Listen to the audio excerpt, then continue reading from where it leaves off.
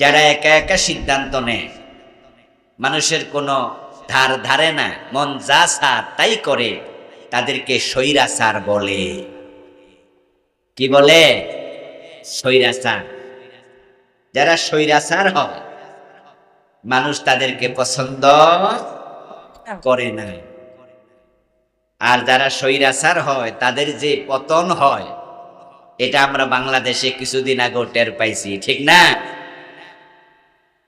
বাংলাদেশে 53 বছরে 2 জন সরকার প্রধান স্বৈরাচার উপাধি পেয়েছে। কয়জন?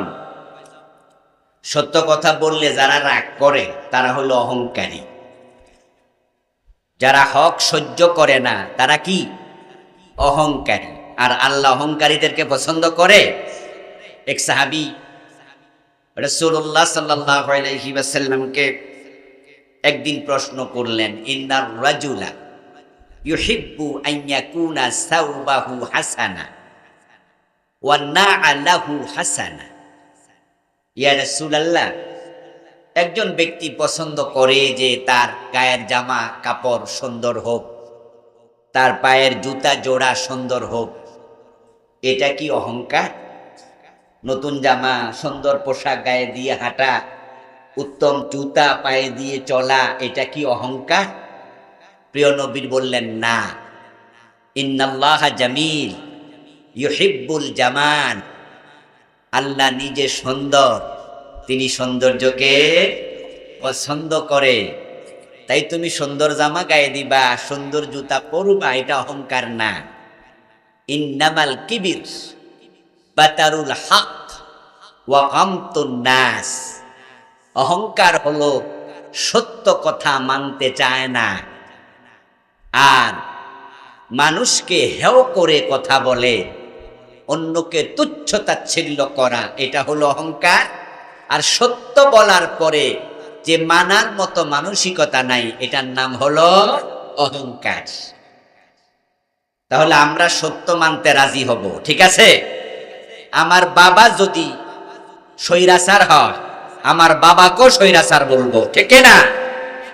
আর যদি আমার কোনো দুশ্মন ন্যায় বিচারক হয়, আদেল হয়, মুনসিফ হয়, ভালো মানুষ হয়, তার সাথে আমার জমি নিয়ে দুশ্মনী আছে, কোনো কারণে ঝগড়া আছে, কিন্তু তার ইনসাফকে স্বীকার আমরা করব, ঠিক না? আর বাবা যদি দোষ করে, বাবাকেও দোষী বলব। এটাই হলো আল্লাহর পছন্দনীয় কথা। বাংলাদেশে 2 জন রাষ্ট্রপ্রধান স্বৈরাচার উপাধি পেয়েছে, নাকি 2 জন পাইছে? তো আচ্ছা, একজন আগে, আমি নাম কইলাম না, আপনারা চালাক মানুষ তো, আর আমরা তো মুসিবতে আছি, সব কিছু কইতেও পারি না। তো ইশারা ইঙ্গিত দিলে বুঝা নিয়ে না, কি ঠিক আছে? আকল মান কো ইশারা বাসন, ভাই আকল কো ঠিসারা না বাসন। যাদের আকল আছে তাদের কি ইশারা দিলে বোঝে, আর ব্যাকলরে গুতাইলেও বোঝে না। হেরে বাঁশ দিলে হে মনে করে গড়ে লাগানোর জন্য দিছে। কয় যে এই বাড়ি যাইও না, গেলে কচু দিব, দিলে কি হয়েছে, রাইন্দা খামু। মানে হেরে গুতাইলেও বোঝে না কি কইছে, এটা হলো ব্যাকল। তা আপনারা পাকুন্দিয়ার মানুষ, কিশোরগঞ্জের মানুষ তো চালাক, কারণ এই কিশোরগঞ্জেই তো 2 জন প্রেসিডেন্টের জন্ম হয়েছে, ঠিক না? 3 জন নাকি? প্রেসিডেন্ট জিল্লুর রহমান সাহেব, আব্দুল হামিদ সাহেব, আরেকজন কে? তিনি অস্থায়ী প্রেসিডেন্ট ছিলেন। যাই হোক, অস্থায়ী হলো তিনিও প্রেসিডেন্ট। এক জেলাতে এত প্রেসিডেন্ট 64 জেলার মাঝে ভাগে পড়ছে নাকি? পড়ে নাই। আরো ভালো খবর হলো, সৈয়দ নজরুল, উনার কোনো বদনাম আমি আজ পর্যন্ত শুনিনি।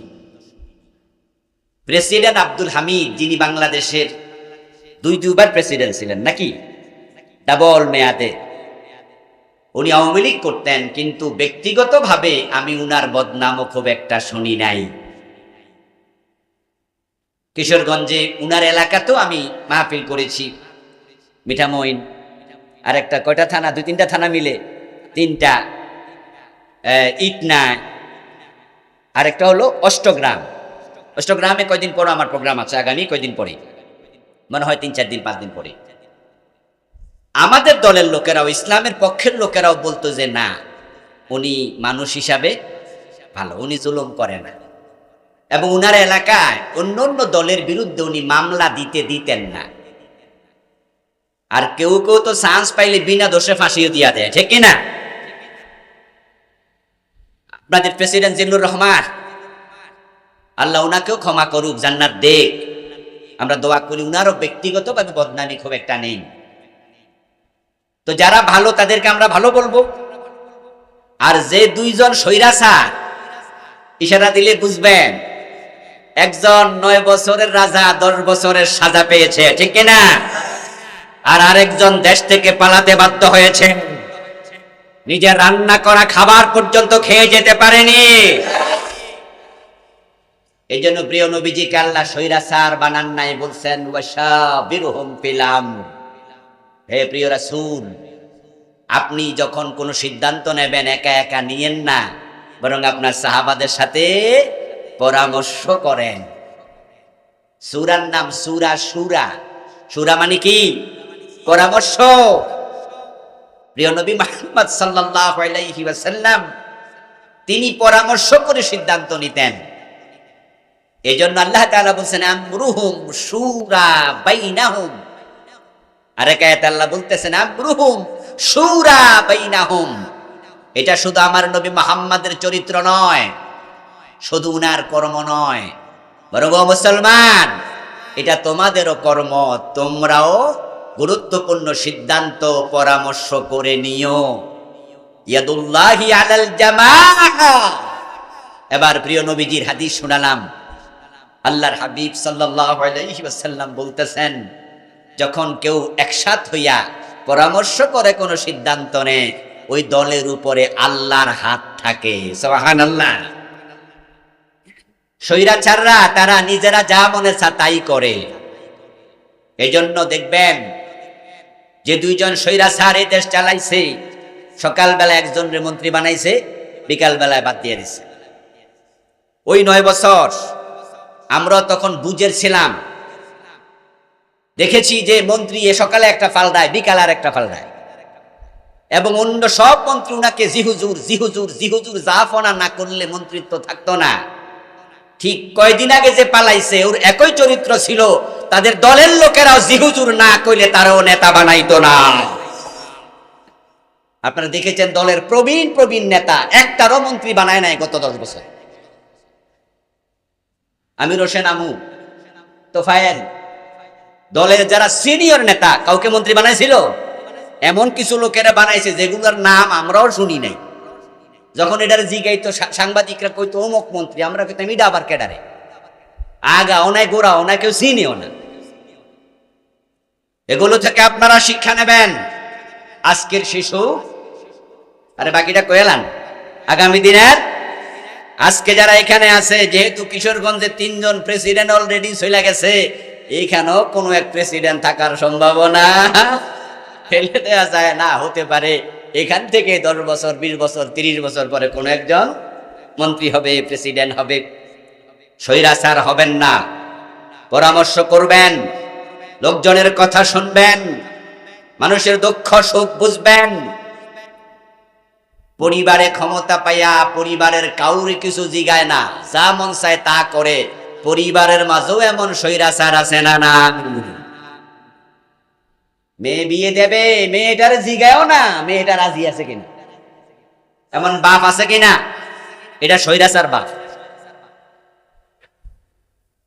বিল্ডিং বানাবে, জায়গা কিনবে, একটা জায়গা বিক্রি করে দেবে, বড় বড় সিদ্ধান্ত।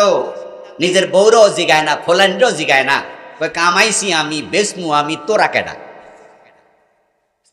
এমন কিছু লোক আছে, এটা পরিবারে স্বৈরাচার।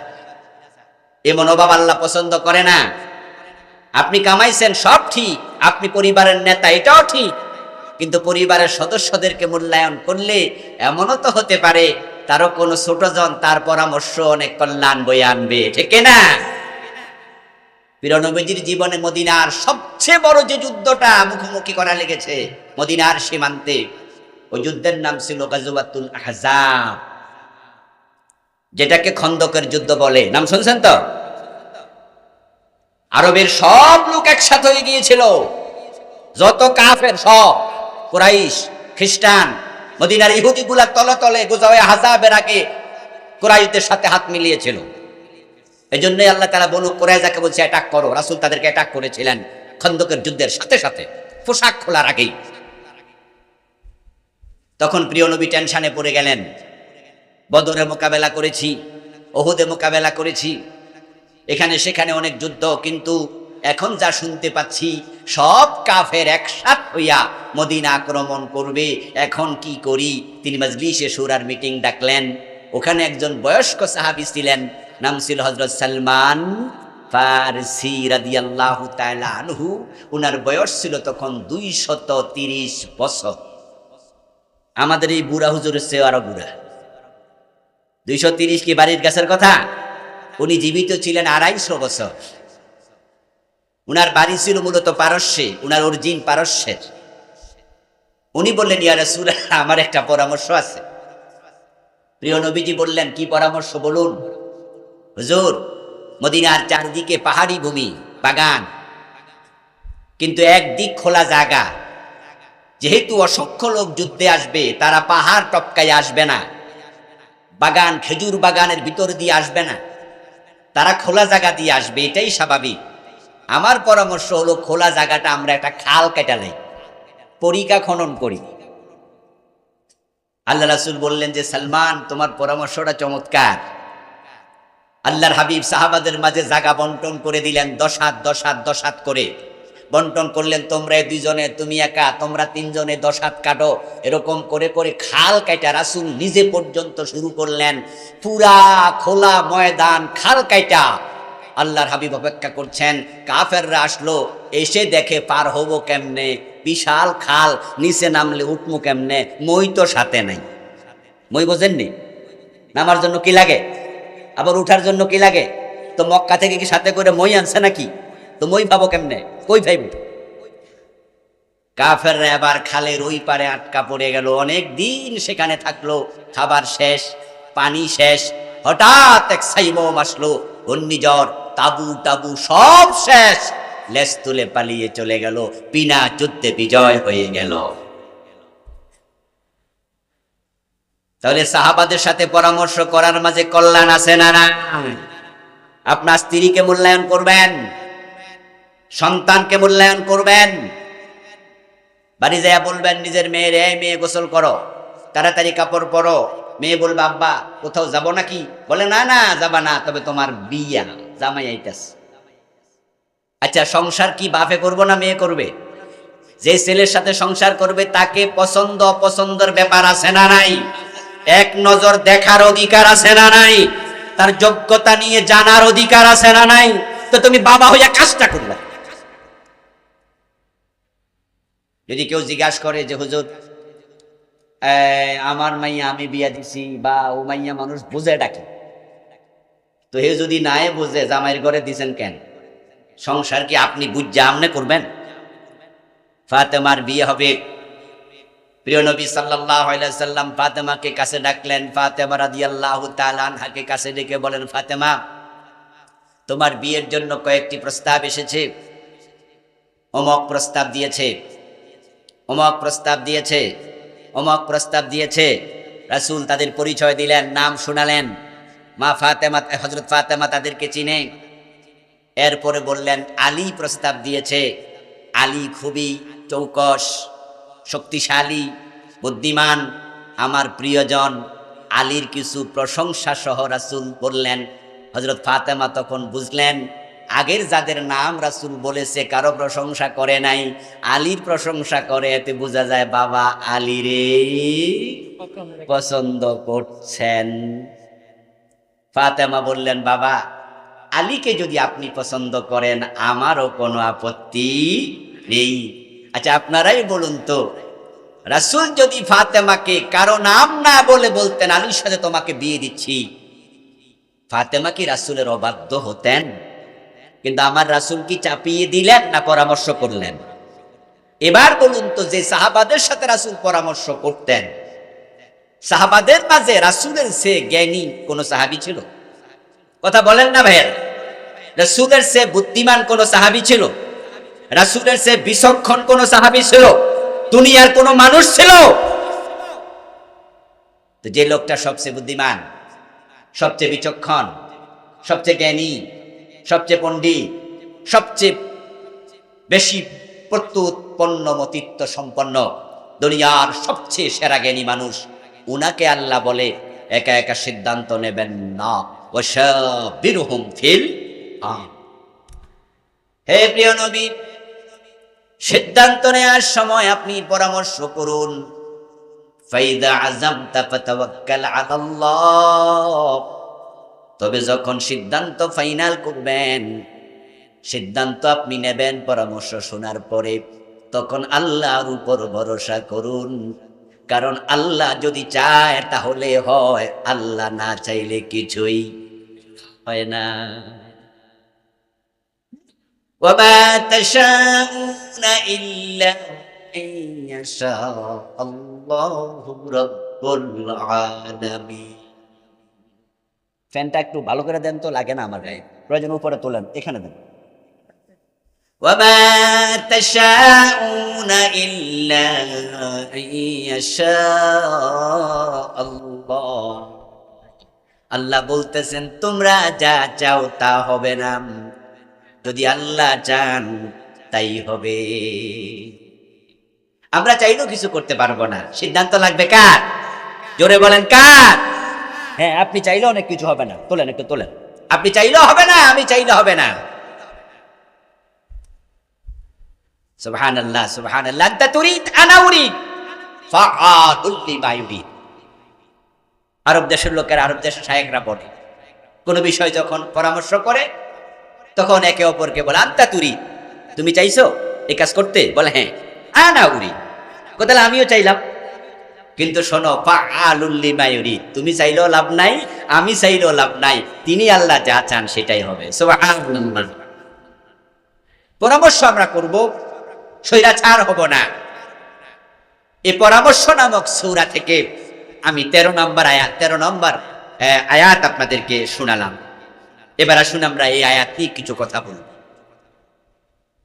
মান ক্বালা বিহি সাদাকা। কোরআন এমন একটি কিতাব, যে ব্যক্তি কোরআন দিয়ে কথা বলে, প্রিয় নবী বলছে তোমরা তার কথা বিশ্বাস করে নিও। কারণ কোরআনের কথা যদিও কোনো ব্যক্তি বলুক, কথাটা কি ব্যক্তির না আল্লাহ? আল্লাহ। কোরআন কার কালাম? আল্লাহ। আল কোরআনু কালামুল্লাহ। নবী মুহাম্মদ সাল্লাল্লাহু আলাইহি ওয়াসাল্লাম এই কোরআন আমাদের শুনিয়েছেন, তাই বলে কি কোরআন নবীর কথা? কোরআন কার কথা? মান ক্বালা বিহি সাদাকা। কোরআন দিয়ে কথা বললে সত্য কথা। তো আমরা কোরআন থেকে আজকে কথা বলবো ইনশাআল্লাহ। আল্লাহ তাআলা সূরাতুশ শুরা 13 নম্বর আয়াতে বলছেন শারা'a লাকুম মিনাদ-দীন। উম্মতে মুহাম্মাদি, তোমাদের জন্য তিনি আল্লাহ এমন একটি জীবন বিধান প্রবর্তন করলেন, এমন দিন তিনি তোমাদের জন্য চালু করলেন, মা ওয়াসসা বিহি নূহা, মা ওয়াসসা বিহি নূহা, যে দিন তিনি নূহ নবীর জন্য চালু করছিলেন, এই দিনের জন্য তিনি তাকে ওসিয়ত নসিহা করেছেন। ওয়ামা ওয়াসাইনা বিহি ইব্রাহিম।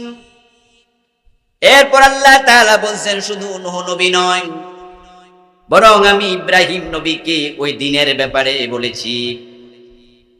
ওয়া মূসা, আমি মূসা নবীকেও সেই দিনের ব্যাপারে বলেছি। ওয়া ঈসা, নবী ঈসাকেও সেটাই বলেছি। ওয়াল্লাযী আওহাইনা ইলাইকা, ও নবী মুহাম্মদ, ও দিনের ব্যাপারে আপনার কাছে ওহী নাজিল করেছি। উম্মতে মুহাম্মাদি, তোমাদের জন্য এমন একটি দিন আমি চালু করলাম, যেটা ইব্রাহিম, মূসা, ঈসা, নূহ, নবী মুহাম্মদ সবার জন্য করেছি। তাহলে আমরা যে দিন অনুসরণ করি, আমাদের দিনের নাম কি? মাশাআল্লাহ, জোরে বলেন কি? ইসলাম। ইন্নাদ-দীনা ইনদাল্লাহিল ইসলাম। আল্লাহর কাছে দিন কয়টা? একটা। দিন মানে ধর্ম, দিন মানে জীবন ব্যবস্থা, দিন মানে লাইফ প্রেসক্রিপশন।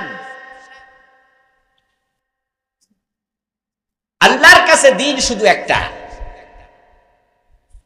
ওয়া মান ইয়াবতাগি গায়রাল ইসলামি দীনা ফালান ইউকবালা মিনহু। অন্য আয়াতে আল্লাহ তাআলা বলেন, ইসলাম ব্যতীত যদি অন্য দিন কেউ তালাশ করে সেটা গ্রহণ করা হবে না। যে দিন আমরা অনুসরণ করছি, মানছি, এটা নতুন কোন দিন না। ইব্রাহিম আলাইহিস সালাম আমাদের নাম রেখেছেন মুসলমান। কুরআন মাজিদ আল্লাহ তাআলা বলেন, হুয়া সাম্মাকুমুল মুসলিমিন। ইব্রাহিম নবীর ধর্ম ছিল ইসলাম, নূহ নবীর ধর্ম ছিল ইসলাম, আদম আলাইহিস সালামের ধর্ম ছিল ইসলাম। ইব্রাহিম আলাইহিস সালামের ধর্মের নাম যদি ইসলাম হয়, ইব্রাহিম আলাইহিস সালামের উম্মত, উনার সন্তান নবী ঈসা বনি ইসরাইলের লোক। ইব্রাহিমের সন্তান নবী মূসা, তিনিও বনি ইসরাইলের লোক। আর ইসরাইল শব্দটা হযরত ইয়াকুবের অপর নাম। ইয়াকুবের বাবার নাম নবী ইসহাক, আর ইসহাক আলাইহিস সালামের বাবার নাম ইব্রাহিম। তাহলে বোঝা যায় নবী ইব্রাহিমের ধর্ম যদি ইসলাম হয়, নবী মূসার ধর্মের নামও ছিল ইসলাম। হুয়া সাম্মাকুমুল মুসলিমিন। ইহুদি ধর্ম আমরা বলছি, খ্রিস্টান ধর্মের কথা আমরা বলছি, আসলে ইহুদিদের ধর্ম ইসলামই ছিল, খ্রিস্টানদের ধর্ম ইসলামই ছিল। কথা বলবেন না প্লিজ। খ্রিস্টানদের ধর্ম ইসলাম, ইহুদিদের ধর্ম ইসলাম, আল্লাহর কাছে ধর্ম একটা, সেটার নাম ইসলাম। তারা তাদের ধর্মকে বিকৃত করেছে, কিন্তু আল্লাহ শুকরিয়া, আমাদের ধর্ম ইসলাম, এটা বিকৃতির কোনো সুযোগ নাই।